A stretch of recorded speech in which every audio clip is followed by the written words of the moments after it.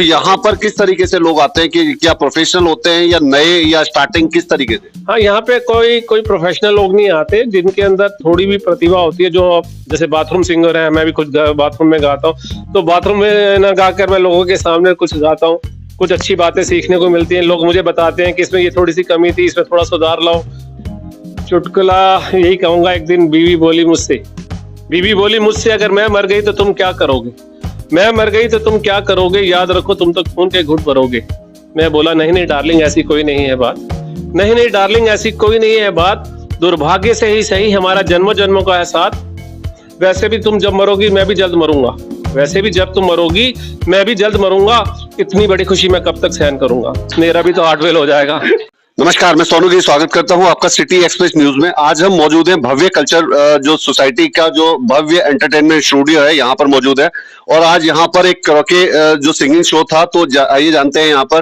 तो हमारे साथ हैं कोहली साहब, श्री कुमार कोहली जी, जो कि एक सिंगर हैं। तो आइए जानते हैं सर, क्या कहेंगे आज के शो के बारे में? भव्य एंटरटेनमेंट जो स्टूडियो है, ये जो प्रोग्राम करवाते रहते हैं आए दिन, और इसके जो ऑनर हैं पोबली जी, ये लोगों में बहुत ज़्यादा खुशियां दे रहे हैं। क्योंकि तनाव भरी जिंदगी में संगीत एक ऐसी चीज़ है जो तनाव को ख़त्म करता है। और सबसे बड़ी बात मैंने ये देखी कि भव्य स्टूडियो में आने के बाद बिल्कुल ऐसे लगता है जैसे हम घर में बैठे हुए। बहुत ही एनवायरनमेंट बहुत ही फ्रेंडली है। और मैं बधाई देता हूँ पोबली जी को कि वो ऐसे कार्यक्रम आए दिन करते रहते हैं, और आप इस तरह के कार्यक्रम करते रहें। क्योंकि आप इस तरह के कार्यक्रम करते रहेंगे, लोग आपके स्टूडियो में आते रहेंगे, पड़ोसियों से लड़ेंगे नहीं, यहाँ पर आएंगे। और जो लोग सिंगिंग करना चाहते हैं, जो अपनी भागदौड़ से, जो है सारे जॉब वाले होते हैं, वर्किंग होते हैं, और यहाँ पर आकर के अपने दिनचर्या के जो शाम है, इवनिंग है, बहुत ही अच्छी एंटरटेनमेंट में गुजारते हैं, क्या कहेंगे उनके लिए? बिल्कुल, जैसे मैंने अभी शुरू में ही अभी बताया आपको कि संगीत जो है हमारे दिनचर्या में होनी चाहिए। क्योंकि कहीं शास्त्रों में भी लिखा हुआ है कहीं कि जो लोग संगीत से नहीं जुड़ते वो अपनी जिंदगी में बहुत कुछ पीछे छोड़ जाते हैं। कि मैं ये मान के चलिए कि वो जिंदगी में इतना सुख नहीं पा पाते। जो संगीत से जुड़ा होता है, जो उसको आनंद मिलता है, वो जो संगीत से दूर है उसको वो आनंद मिल ही नहीं सकता। तो मैं चाहता हूं कि आप भव्य स्टूडियो में आए, पोबली जी के इस मुहिम में सबका साथ दें कि हम लगातार इस तरह के प्रोग्रामों से जुड़ते रहें, जिससे हमारे शरीर का और दिमाग का जो है तनाव कम हो। तो हमारे साथ हैं संजय अमन पोपली जी, जो कि इस जो म्यूजिक जो यहाँ के डायरेक्टर भी हैं, और कल्चर प्रोग्राम भी करते रहते हैं, और एक भव्य कल्चर सोसाइटी भी है, जहाँ पर आपको थिएटर के नए नए रूप देखने को मिलते हैं, और नए आर्टिस्ट को। सबसे बड़ी बात क्या है कि यहाँ पर नए आर्टिस्ट को चांस मिलता है। तो क्या कहेंगे सर, क्या करती है आखिर भव्य कल्चर सोसाइटी? जी, मेरा नाम संजय अमन पोपली है, मैं भव्य कल्चर सोसाइटी का अध्यक्ष हूँ। तो मेरा एक ही मोटिव है कि जो प्रतिभा है, जो उनको हम मंच प्रदान करें। क्योंकि आजकल के इतने ऑडिटोरियम इतने महंगे हो गए हैं, और या जो भी ग्रुप्स हैं वो हजारों रुपए चार्ज करते हैं कुछ सिखाने के लिए। तो हमारे जो थिएटर का काम है उसमें हम बिल्कुल फ्री ऑफ कॉस्ट हम बच्चों को सिखाते हैं, और उनको हर महीने कोई ना कोई नाटक कराते हैं ताकि वो अपनी प्रतिभा को निकाल सके। यही उद्देश्य है हमारा। और ये एक तरह का एक पर्सनैलिटी डेवलपमेंट कोर्स भी है। आप जिंदगी में तो अपने कलाकार होती हैं, लेकिन जैसे अपनी माँ के सामने आप झूठ बोलते हैं, अपनी बीवी के सामने आप झूठ बोलते हैं, ये भी तो एक कलाकारी है। तो हम उस कलाकारी को यहाँ पे स्टेज पे लाकर लोगों के सामने दिखाते हैं, और कोशिश जिनसे वो छुपा करके झूठ बोलते हैं उनको आप उजागर करते हैं? नहीं, उजागर तो करते हैं, मतलब उनके अंदर की प्रतिभा जो है वो उसको बाहर निकालने का हम प्रयास करते हैं। बाकी आपका अपना प्रयास है, अपनी तपस्या। लेकिन कई बारी क्या होता है कि जब हम कहते हैं कि फ्री में यहाँ पर सिखाया जाता है, कोई चार्ज नहीं लिया जाता, तो बहुत से लोग सोचते हैं कि यहाँ पर फ्री में कुछ, हर चीज फ्री में नहीं मिलती सही तरीके से, कुछ ना कुछ तो दाल में काला होगा जो फ्री में सिखाने के बाद में। तो आप अपने बारे में बताएं कि आप फ्री में कैसे सिखा पाते हैं, आप वर्किंग कहाँ पर है, जॉब क्या है? जी, मेरी वर्किंग, मैं 5 स्टार होटल में हूँ, होटल सम्राट के अंदर मैं कार्यरत हूँ, और पिछले 37 ईयर्स से मैं वहाँ पे काम कर रहा हूँ। तो भगवान का दिया मेरे पास बहुत कुछ है। तो ये मेरा, मैं इसको प्रोफेशन के तौर पे नहीं लेता।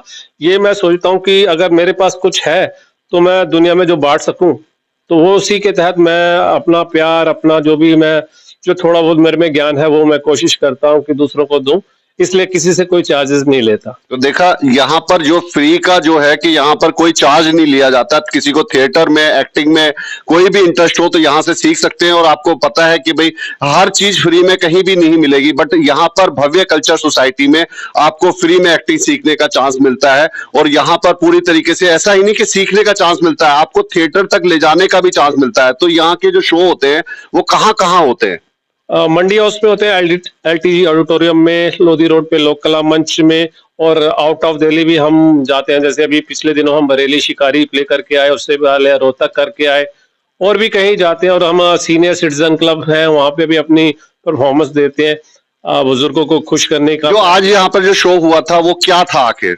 आज ये ना करोके सिंगिंग प्रोग्राम था। ये फ्री ऑफ कॉस्ट नहीं था, ये किसी ने बुक किया हुआ था, तो उसके तहत। ये करोके प्रोग्राम में होता क्या है आखिर, बताएं जरा। करोके प्रोग्राम में आपके सामने स्क्रीन होती है, उसमें म्यूजिक चलता है, साथ में उसके गीत के बोल होते हैं, लय के साथ आपको गाना होता है।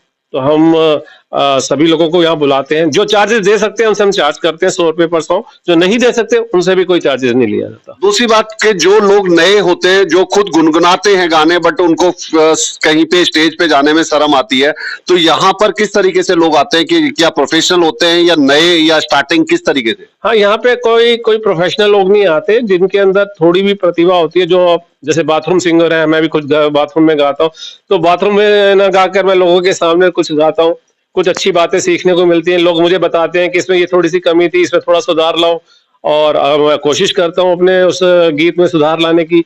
अगर हो जाता है तो बहुत अच्छी बात है, लेकिन मन को तसल्ली तो मिलती है ना। चलो, तो हमारे साथ हैं ये विजय शर्मा जी। तो बताइए शर्मा जी, जो आपने आज गाना गाया, कौन सा गाना गाया और क्या लगा आपको, कैसा लगा? नहीं, मुझे तो बहुत अच्छा लगा।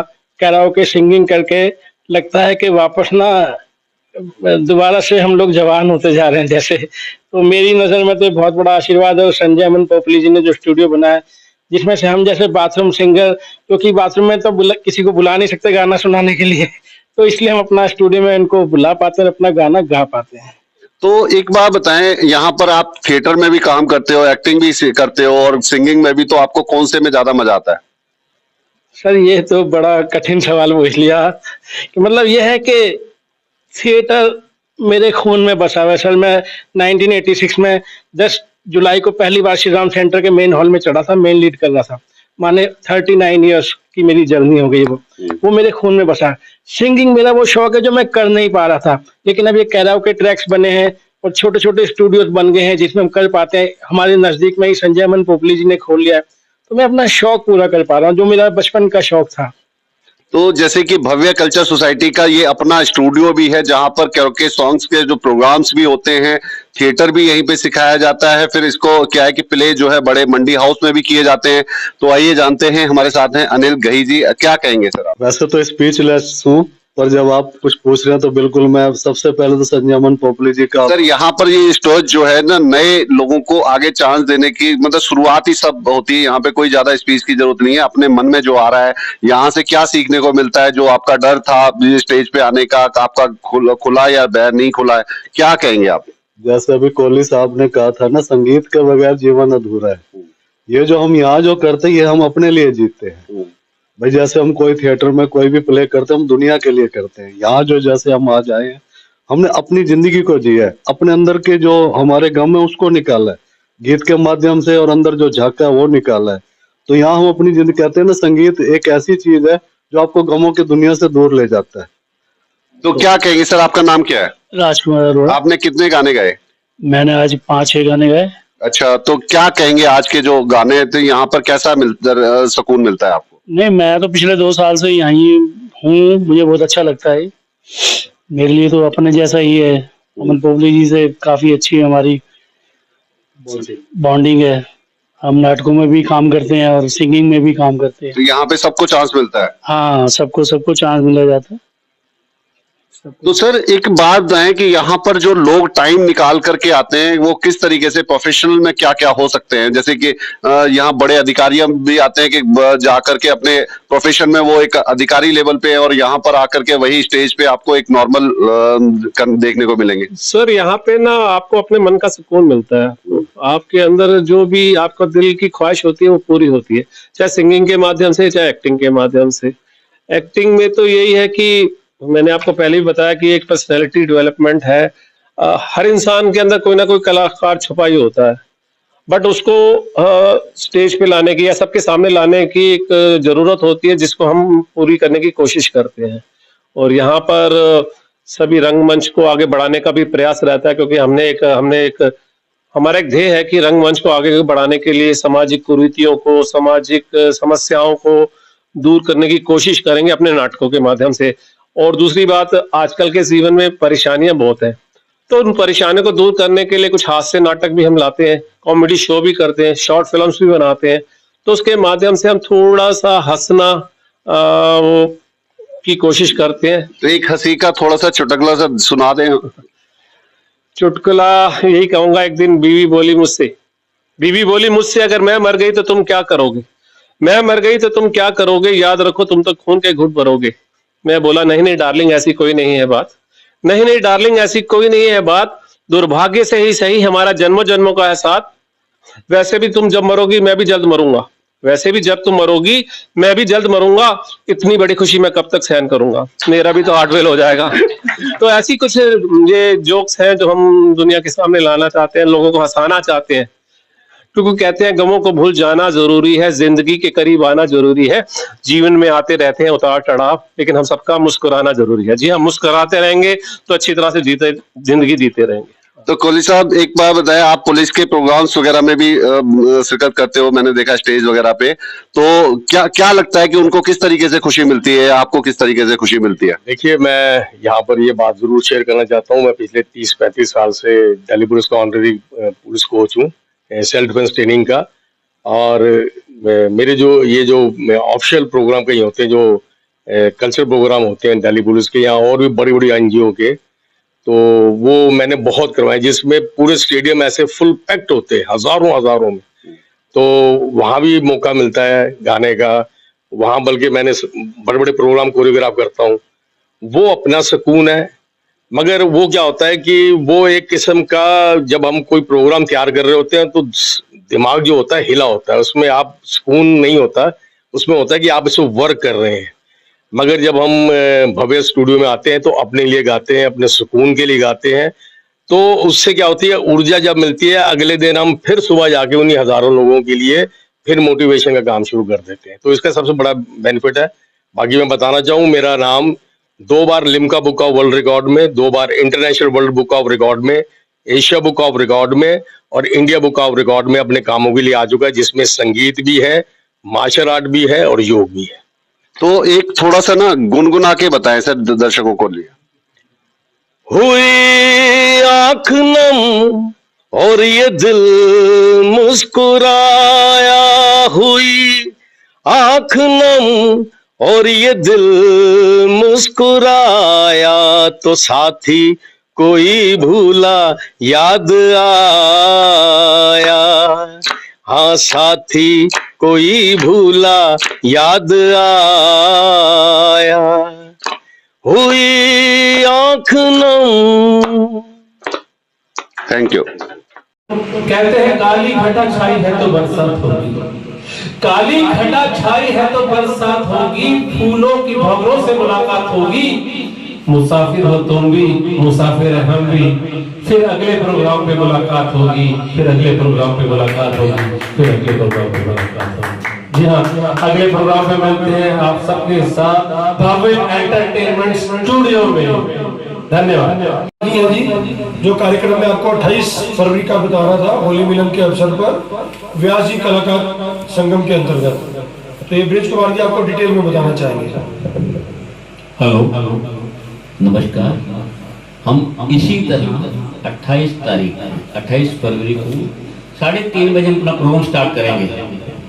बेसिकली इस प्रोग्राम को हमने एक प्रतियोगिता के हिसाब से रखा है। ये नहीं कि बहुत अच्छे सिंगर ही जीतेंगे या कोई भी जीतेंगे, हम सिर्फ होली को सेलिब्रेट करने के हिसाब से प्रतियोगिता का एक रूप दे दिया है, जिसे हर कोई इंटरेस्टेड रहेगा।